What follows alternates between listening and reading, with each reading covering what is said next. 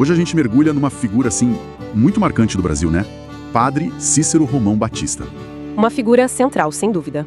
E o nosso foco aqui vai ser naquele universo fascinante das profecias atribuídas a ele. Exato. Um tema que ainda hoje, causa muito debate, muita curiosidade. Para fazer essa análise, a gente está se baseando em quê? Bom, registros históricos, depoimentos que foram documentados, sabe? Principalmente daquela fase final da vida dele. E as próprias previsões, claro, que ficaram registradas. É importante frisar isso. O objetivo aqui é tentar entender melhor essas histórias, né? O contexto em que elas apareceram, tanto histórico quanto religioso. E por que elas continuam tão vivas, gerando tanta conversa até hoje. Mas sempre, é bom dizer, olhando para o que está documentado, para as informações que a gente tem acesso. Perfeito. Então, para começar, quem foi Padre Cícero? Figura conhecida, mas vale relembrar. Claro. Ele nasceu lá em 1844, no Crato, Ceará. Virou padre em 1870. E foi para Juazeiro do Norte, que na época era só um povoadozinho, né? Bem pequeno.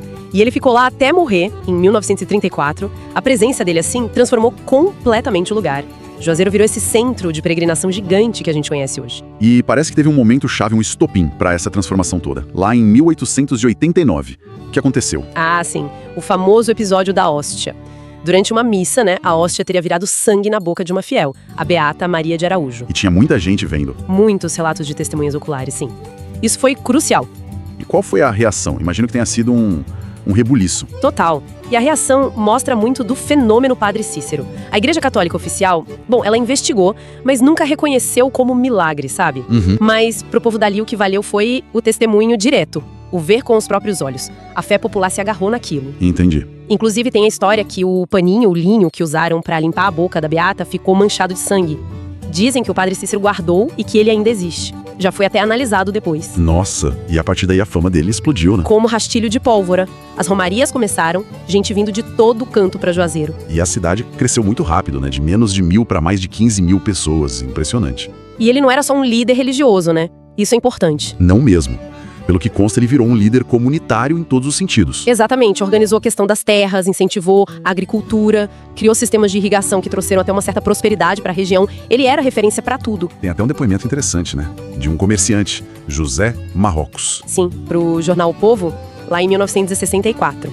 Ele dizia que o Padre Cícero parecia conhecer cada romeiro, saber das dores, das necessidades, como se ele enxergasse dentro da alma das pessoas. Essa percepção de algo especial nele já existia bem antes das profecias mais famosas então, né? Com certeza. Já preparava o terreno, digamos assim, para o que viria depois. E isso nos leva para os últimos dias dele.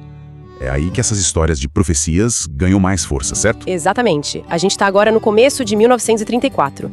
Padre Cícero já com 90 anos, a saúde bem frágil, Problemas cardíacos. E as pessoas mais próximas dele notaram uma mudança. Notaram. Relataram que nesses últimos meses ele começou a falar mais abertamente sobre o futuro, fazendo previsões bem específicas. Inclusive sobre a própria morte. Próximo. Imagino o choque para quem ouviu isso. Um impacto tremendo. E criava um contraste total com a visão do médico dele, o Dr. Floro Bartolomeu. Ah, sim.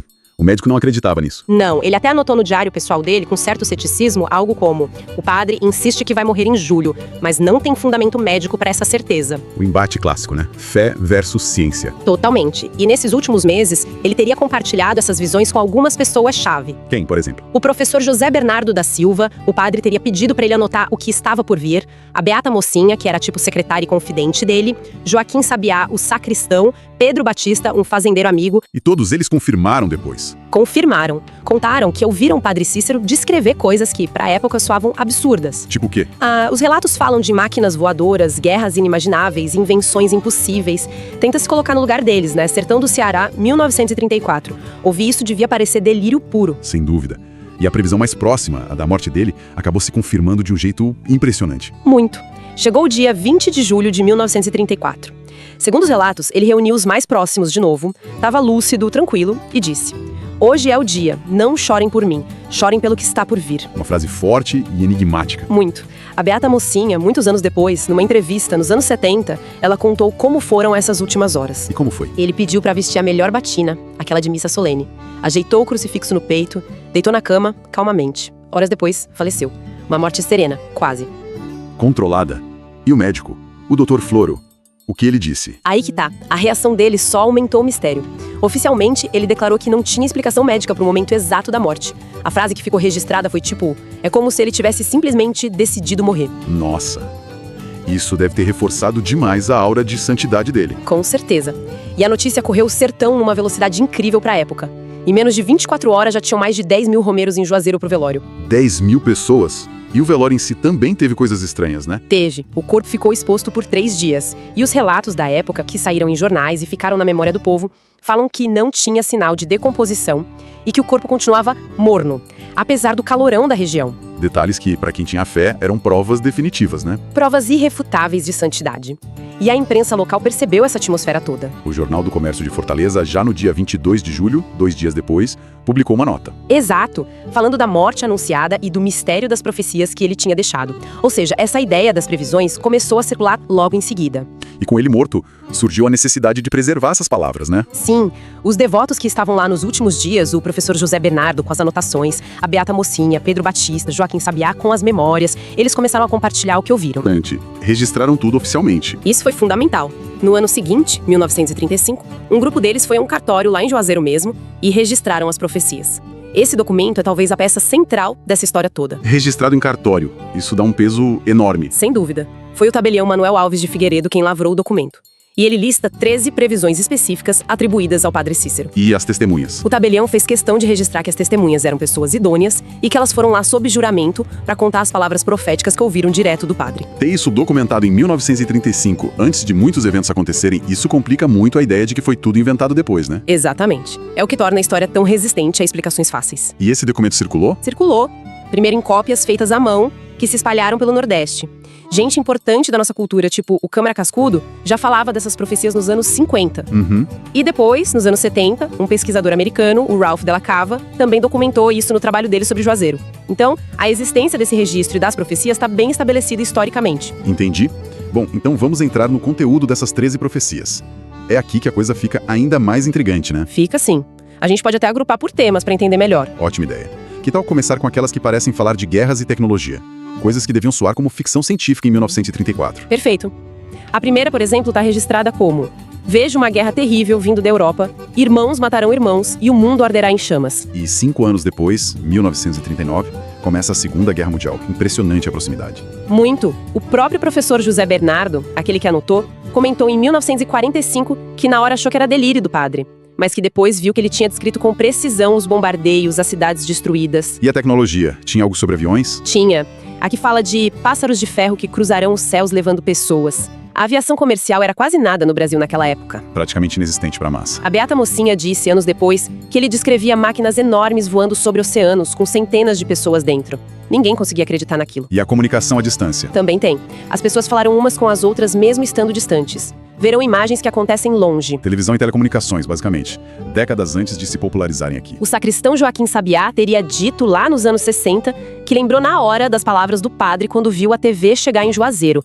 Ver pessoas falando dentro de caixas. É muito específico. Mas não eram só previsões tecnológicas ou de guerra, né? Tinha coisas sobre mudanças na sociedade, na igreja. Tinha, e essas talvez fossem até mais chocantes pro pessoal da época. Uma delas dizia assim: as mulheres usarão roupas de homem, andarão com as pernas de fora, trabalharão como homens e comandarão como homens. Nossa, o fazendeiro Pedro Batista até contou que zoaram ele quando ele repetiu isso, né? Foi ridicularizado, mas ele disse que o padre insistiu que mulheres iam chegar a cargos de poder. Imagina isso em 1934, no sertão super patriarcal. Desafia qualquer lógica de previsão baseada só no que se via na época. Realmente. E a previsão sobre a Igreja Católica. Essa também é bem direta ao ponto. Muito direta. A profecia dizia: a igreja mudará suas tradições. A missa não será mais em latim. Os padres não falarão mais de costas pro povo. Que bate certinho com as reformas do Concílio Vaticano II. Exatamente. Que aconteceu quase 30 anos depois, entre 1962 e 65. O padre Murilo de Sacruz, que estudou a vida dele, achou essa previsão uma das mais impressionantes, porque era algo muito interno da igreja, difícil de prever para um padre isolado no sertão. Faz sentido. E ainda nesse bloco de mudanças sociais, tem a questão da educação e da política brasileira, né? Isso. Tinha uma que falava de escolas em todo canto, todos poderão aprender a ler. Pensa que mais de 80% da população do sertão era analfabeta. Essa visão de educação para todos era quase utópica. E a famosa profecia da mulher presidente? Essa mesma. O Brasil será governado por uma mulher. Registrada décadas antes das mulheres sequer poderem votar no Brasil. Hoje, muita gente liga direito à eleição da Dilma Rousseff em 2011. Passando para outro grupo, tem profecias que parecem mais atuais, sobre crises e catástrofes do nosso tempo. Tem sim. Uma bem genérica, mas que ressoa hoje. A terra tremerá em muitos lugares. O mar invadirá cidades. O clima enlouquecerá. Que se encaixa bem nas discussões sobre mudanças climáticas, terremotos, tsunamis, eventos extremos. Exato. Mas talvez a mais assustadora, pela especificidade recente, seja a 10ª profecia. A da doença? Essa. Ganhou muita força nos últimos anos. O texto registrado fala de uma doença que virá do Oriente e fechará o mundo inteiro. As pessoas usarão panos no rosto e terão medo de se tocar. A ligação com a Covid-19 é quase inevitável. Oriente, fechar o mundo, panos no rosto. É impressionante. Tem relatos muito tocantes sobre isso, como de uma romeira, Maria José da Silva, que contou para o Diário do Nordeste que ouvia essa profecia da avó desde pequena e que sentia um arrepio quando viu o mundo usando máscara. É de arrepiar mesmo. E ainda tem uma sobre um tipo diferente de guerra. A 11ª. Haverá guerra sem soldados, onde as pessoas lutarão através de máquinas e sem se ver. Guerra cibernética, drones, tecnologia militar moderna. É a interpretação mais comum. Ataques à distância, sem o combate corpo a corpo. Até pesquisadores mais céticos, como o sociólogo Reginaldo Prandi, admitem. Mesmo que algumas previsões sejam vagas, a especificidade de outras é, no mínimo, estatisticamente impressionante. Ok, muitas parecem ter se cumprido ou ter paralelos fortes. Mas esses que ainda não aconteceram. São essas que mantêm o mistério aceso, né? Exatamente, são duas principalmente. A 12ª é vista como a mais sombria. Qual é? Virá um tempo em que o sol queimará a terra, os rios secarão, os homens lutarão por água. Uma visão bem apocalíptica. Ligado a aquecimento global extremo, falta de água. É a associação mais comum. E fica a dúvida, já está acontecendo aos poucos ou é um evento futuro mais drástico? Gente ligada aos devotos diz que essa profecia parece cada vez mais real. Preocupante. E a última, a 13ª? Essa é a mais local e enigmática. Juazeiro será destruído e reconstruído 3 vezes. E depois renascerá como um centro espiritual para o mundo. Destruído literalmente ou é metáfora? Aí que tá o debate. Juazeiro nunca foi destruída literalmente. Seriam crises que a cidade superou ou algo que ainda está por vir. É uma profecia que fica em aberto, alimentando a fé e a especulação por lá. Ufa, é muita coisa. Diante disso tudo, com registro em cartório, testemunhos, coincidências, a pergunta que não quer calar é: como explicar a origem disso tudo? Essa é a pergunta de 1 milhão, né? Basicamente tem umas 3 linhas de explicação que circulam. A primeira, claro, é a visão da fé, a visão mística. Dos devotos. Exato. Para eles, Padre Cícero era santo, recebia revelações de Deus, tinha o dom da profecia. É a explicação que não precisa de prova científica, se baseia na crença. Como disse um bispo, Dom José Luiz, a igreja oficial pode ter dúvidas, mas o povo já canonizou ele. Ok, essa é a da fé. E a visão cética? Aquela que diz que tudo foi inventado ou adaptado depois. Existe, claro, é a segunda linha. Mas o grande obstáculo para essa teoria é o registro em cartório de 1935. Ele veio antes da Segunda Guerra, do Concílio Vaticano II, da TV Popular, da pandemia, da mulher presidente. E tem os testemunhos independentes também. Exato, colhidos em épocas diferentes, mas que batem com o conteúdo. Uma historiadora da UFC, a Luigar de Barros, que estudou isso, pondera que mesmo que tenha havido algum exagero na transmissão oral, esses registros prévios dificultam muito negar que algo notável aconteceu ali. Então parece que nem a fé pura, nem o ceticismo total explicam tudo. Tem uma terceira via. Tem uma tentativa de meio termo, que vê o Padre Cícero não como um ser sobrenatural, mas como um homem muito inteligente para o seu tempo, extremamente observador. Um bom analista de tendências. Isso, ele lia jornais, recebia gente importante, entendia as dinâmicas sociais, talvez até as tecnológicas que estavam começando. Nessa visão, as profecias seriam projeções muito perspicazes. Mas isso explica tudo? Aí é que tá. Complica explicar previsões tão específicas e, na época, improváveis. A mudança na missa em latim, os detalhes da pandemia, doença do Oriente, panos no rosto. Só observação parece pouco para dar conta disso tudo. O mistério continua, então. E o legado dele, das profecias, tá mais vivo do que nunca. Juazeiro do Norte atrai milhões de romeiros todo ano. Uns 2,5 milhões. É impressionante. E as profecias fazem parte disso. Vendidas em folhetos, discutidas nas romarias, tão no imaginário popular. Enquanto isso, o Vaticano analisa a beatificação dele, né? Processo aberto em 2001. Sim, mas a santidade popular já é fato há quase um século. E as profecias, principalmente as que faltam acontecer, mantêm ele e a história dele super relevantes hoje. Geram expectativa, esperança, até medo. Uma romeira disse uma coisa interessante. Se ele acertou tanto, as que faltam também vão acontecer. É a lógica popular. Olhando pela sociologia, é fascinante. O professor Carlos Alberto Stail, da UFRGS, diz que, independentemente da origem ser sobrenatural ou não, as profecias viraram um fato social poderoso. Elas moldam a fé, as crenças, até o comportamento de milhões de pessoas. É um fenômeno cultural e religioso gigante por si só. E os documentos de 1935 existem fisicamente? Existem. cópias autenticadas da época, ou talvez até os originais, estão guardados alguns no Museu Vivo do Padre Cícero. Análise de papel, de tinta, pode confirmar a data do registro. Mas não prova que as palavras são exatamente as que ele disse. Exato. Nenhuma análise prova a transcrição literal, sem nenhuma interpretação dos devotos que registraram sob juramento. Sempre fica essa margem. Bom, a gente chega ao fim dessa conversa com o Padre Cícero parecendo ainda mais complexo, mais intrigante. A morte prevista, as 13 profecias registradas antes dos fatos, com paralelos tão fortes com a história, e 2 ainda abertas para o futuro. Um conjunto de relatos que desafia mesmo explicações fáceis. O que talvez nos deixe com uma reflexão, né? Talvez a questão não seja só provar se ele previu ou não o futuro.